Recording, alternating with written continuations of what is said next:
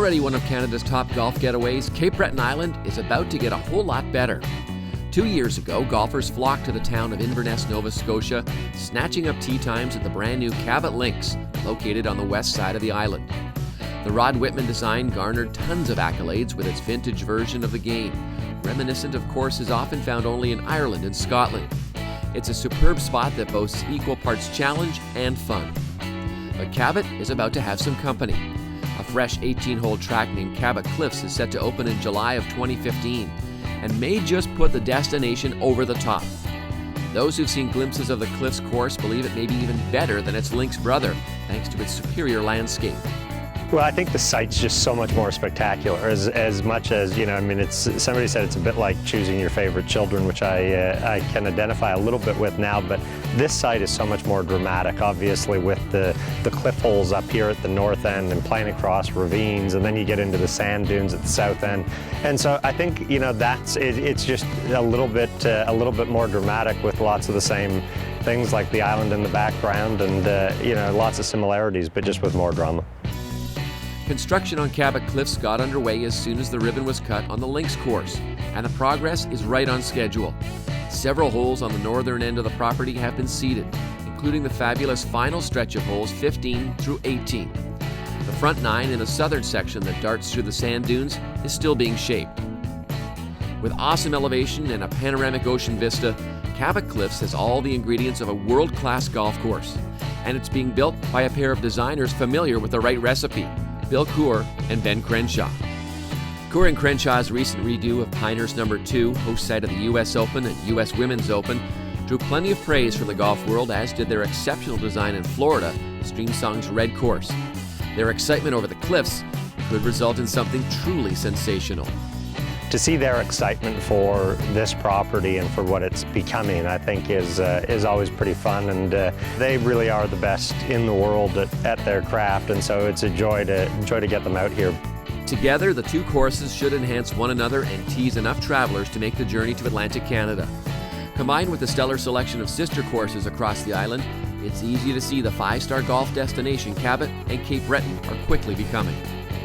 Well, I think it's exciting. I think we're seeing now so many folks from Ontario, so many folks from the U.S., and I think the more courses, Mike Kaiser's great line is 1 + 1 = 3, and I think that, having more courses just solidifies it a little bit more as a destination, and I think that this will be pretty exciting. I think on its own we could probably draw a few people with this, but with Cabot a kilometer south, it's pretty fun to imagine what might happen. Though the Cliffs course could be the marquee attraction once it opens next year, you'd be foolish to overlook the 2-year-old Links course a kilometer south. A fantastic track in its own right, Cabot Links' rugged oceanfront terrain is a golfer's delight. It guides players up and down the wide-open Links layout, encouraging the creativity needed to combat some wild and windy conditions. The fescue grass, wide fairways, and deep bunkers showcase the old-style roots of the game. Making it feel like a true Links, making it, play like a true Links, and obviously then being heralded as a true Links. It really is, it goes to the core of it, from, the fescue grass to the firm turf, all of that stuff I think is what makes up, what it is. After landing on several best courses lists, Cabot Links collected another honor this summer after soaring to the 2nd spot in SCOREGolf's top 100 Canadian course ranking. Though it only opened in 2012, Cabot scored the highest debut for any course in the ranking's history. Stretching out a mile across the coast of the Northumberland Strait, it's hard to find flaws in this design. When coupled with Cabot Cliffs next year, it'll be hard to find faults anywhere in Inverness. Along the gorgeous Cabot Trail, astonishing views await no matter where you go, and world-class golf courses aren't too far behind either. One of those is Cape Breton Highlands Links, a classic Stanley Thompson design widely considered to be one of his greatest pieces of work. I'd like to say it's a very unique golf experience. It's probably the best way to say it. It's not anything you're going to find anywhere else. It's not the same old, same old. Every shot, every lie is so different, so that you get the opportunity to really enjoy it. The course has long been in the top 10 of our top 100 golf courses in Canada, including a #1 appearance back in 2000. This year, it claimed the 7th spot on our ranking, but with recent renovations, the course is better than ever. All our work we've been doing with Ian Andrew, we stay true to the letter. That's the only thing. We change nothing. We're pretty much back to 1941. We've got one more hole we have to open up for water, a water view, and then we're pretty much there. We've got everything, and so his design is still true, and that, to us, is one of our biggest selling points. The attempt to get back to Thompson's vision has seen Highlands take on an ambitious task. Trees were removed to allow more sunlight onto the course, bunkers were restored, and the irrigation system was redone. This has not only improved the conditioning of the course, but has also opened up amazing vistas that were lost due to overgrowth. These are the same views that have said to inspire Thompson while building this beautiful design 75 years ago. With tight fairways lined by trees, traps, or water, teeing up with your driver may do some harm if you're not deadly accurate, and a safer bet would be to keep it short and straight. At a modest 6,600 yards from the tips, sacrificing distance can be a smart strategy on many holes. Highlands' undulating fairways leave you with many uneven lies, and setting up with a ball above or below your feet is common. This contributes to the unique challenge of the course that makes it so enjoyable to play. Combine that with plenty of breaks on the greens that need to be navigated, and Highlands is the definition of a shotmaker's course. As one of the older courses on Cape Breton Island, Highlands Links has done quite the job keeping up with the modern designs joining its neighborhood while remaining among the elite layouts in Canada. It's definitely a status thing, there's no question. We strive for that. I mean, the design and layout of this course is second to none, and I think we'll be in that top 100 for quite a while to come yet. The course also stands out as a top-tier course in the world and is one that shouldn't be missed on any golfer's bucket list.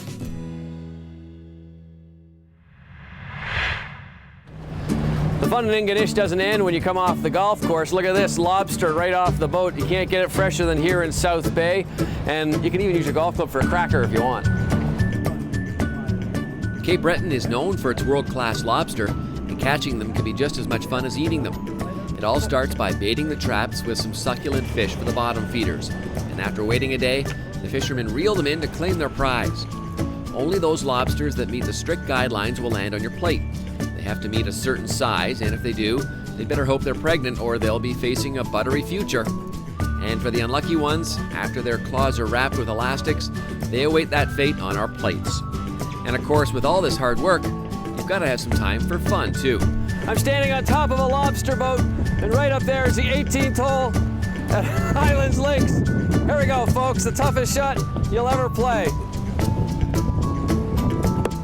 Oh, a little bit short, but a pretty good effort. You don't see this one every day, only when you come to Cape Breton. For golfers, it's easy to think your Cape Breton trip will be about golf and only golf. But the Nova Scotia island has so much more to offer, from great food to incredible scenery and amazing music. It's one reason why it's become a destination for those wanting to celebrate events of all kind. And Cape Breton has already proven to be a willing and accommodating host. It's welcomed events big and small from around the world and down the street. Some of those events, of course, are golf-based. The second annual Cape Breton Celtic Classic, a stop on PGA Tour Canada, is set for this September at the Lakes Golf Club at Benyon. In its inaugural run a year ago, it proved to be one of the most popular tournaments on the northerly circuit. Canadian Mackenzie Hughes won the event and parlayed it into a spot on the Web.com tour this year. As well as proving to be a hit with the golfers, the tournament helps raise money for the local hospital foundation and brings the members of the golf community together. A lot of the members were volunteers. They looked at it as their event and pretty much ran all the volunteer stuff. There was a lot of good stories of players ending up bunking with members that just came out and asked them if they'd like to stay with them. Members bringing little things like cookies and that to the course for certain players, and I think the players just, from what I heard, just couldn't believe the overwhelming hospitality. Professional golfers aren't the only ones teeing it up in Cape Breton in tournament action. This summer, Le Portage Golf Club played host to the Nova Scotia Senior Floorball Championship, as some of the best senior linksters in the province take on one of the most fun and scenic courses on the island. This year, Le Portage will be hosting the Nova Scotia Senior Floorball Amateur in August. We're looking forward to it. We're going to have players from all over the Atlantic provinces coming up here to enjoy our course and our town. Shuddy Camp and Le Portage are looking forward to having everyone here. But you don't have to have a low handicap to come out and play around in Cape Breton. Some of the best events may take place on the golf course, but they may not necessarily have to do with the scores. Every summer, noted singer, songwriter, and Cape Bretoner Gordie Sampson returns home from Nashville to host the Cayley Cup, a fun-filled, music-themed charity golf tournament. With proceeds heading to the Gordie Sampson Song Camp, the tens of thousands of dollars raised annually allows Sampson, a Grammy Award-winning songwriter who has penned tunes for the likes of Keith Urban and Carrie Underwood, to run a camp that pairs young Canadian musicians together to compose lyrics and share in the rewarding feeling of transcribing a tune. It's magical. It's like flying it on the green. You know what I mean? It's the equivalent of just it's that shot that makes you go, okay, this is why I do this. You know, this tournament has enabled the camp to continue on. You know, it's been a great fundraiser for us. The tournament is held at Bell Bay Golf Club, a wonderful Tom McBroom course, and then moves over to the Inverary Resort for the evening festivities, which include a musical jam session unlike any other.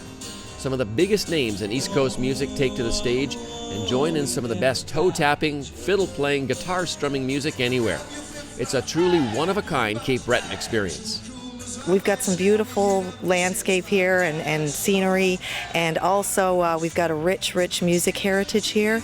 And so the reason why it fits together is a ceilidh is a social gathering with friends and music and fun. So really apropos for us to have the Ceilidh Cup here in Cape Breton.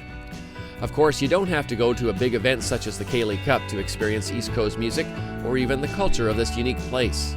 There is music at almost every turn, in pubs and at ceilidhs that are open to the public and a must-see for anyone setting foot here. In addition to music, there is tremendous food, much of it directly from the sea, heading right to your plate. That too is part of the experience of Cape Breton. While it would be nice to think all this great fun in golf is a secret to the rest of the world, far from it. Cape Breton's golf success is one plank in a structure that is attracting the world. The reason it's becoming more popular is because it's a destination that people want to come to. And so if we're talking about golf events, or we're talking about cultural events, or we're talking about events like Aerosmith, it's because of right now that whole cachet of Cape Breton Island. You come to Cape Breton and you have that same phenomenal golf experience, but you also have Cape Breton and Cape Bretoners and all that wonderful beauty and culture and people and music and everything that goes with it. So whether it's a foursome or 400, Cape Breton is ready to welcome you. The world is coming here and you can come too. Just remember to bring your clubs, your appetite, and your singing voice.